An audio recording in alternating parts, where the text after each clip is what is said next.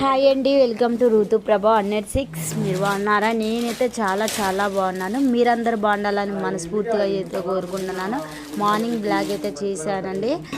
మీరు ఎలా ఉన్నారో కామెంట్ అయితే చేయండి. చాలా బాగున్నారని అయితే అనుకుంటున్నాను నేను.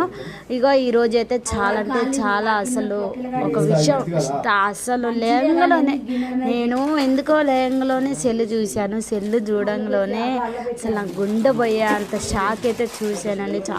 చాలా బాధ అనిపించింది, నిజం చెప్తున్నాను.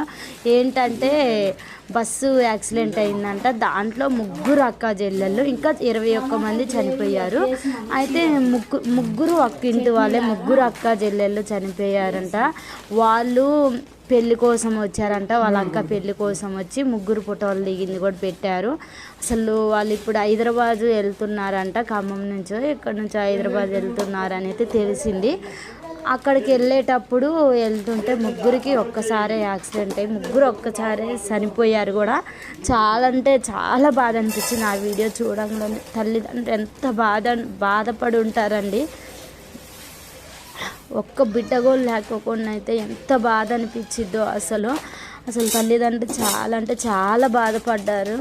ఆ వీడియో చూడంలో నా గుండె పగిలిపోయిందండి. పొద్దునైతే నిజం చాలా బాధ అనిపించింది. ఎందుకంటే తల్లిదండ్రి వేదన బాధ ఎంత ఉంటుందో అసలు. ఒక్కసారి ఎంత ఆగమైపోయారు. మంచి చదువుకునే పిల్లలు కాలేజీ చేస్తున్నారంట. అట్లా కావటం వల్ల ఎంత బాధ అనిపించిద్దో. ఆ తల్లికి ఎంత గుండె పగిలిపోయిందో అసలు. మనకి చూసిన వాళ్ళకి ఇంత బాధ ఉంటే వాళ్ళు ఎంత బాధ అనుభవిస్తున్నారో.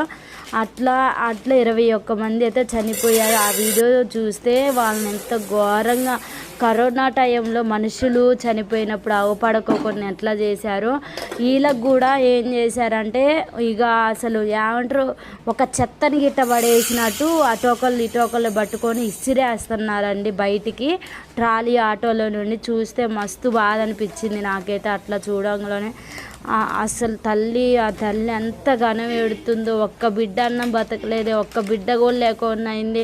నేనేం తప్పు చేసినా, నేను ఎన్నో పూజలు చేసిన, ఎంతో దేవుళ్ళకు మొక్కుకుంటా, ఎందుకు జరిగింది దేవా అని గుండె పగిలేటట్టు ఏడుస్తుంది. మస్తు బాధ అనిపించింది ఆ వీడియో